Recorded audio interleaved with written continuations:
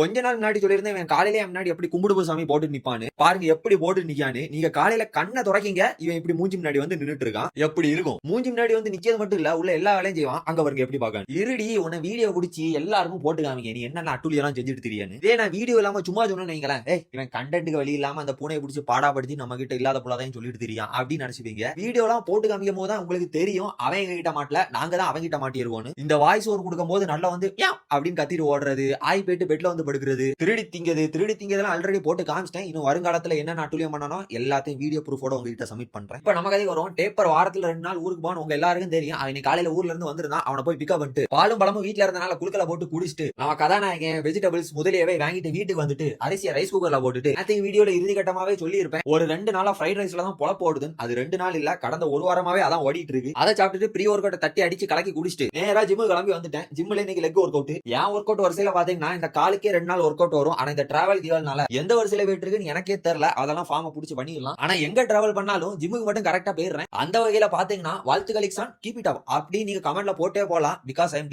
Deserve it இல்லனாலும் கமெண்ட்ல போட்டு போங்க, கொஞ்சம் மனக்குளிர்ச்சியா இருக்கும். வரட்டா ஒழுக்கம் முக்கியம் மக்களே. வாழ்த்துக்கள்.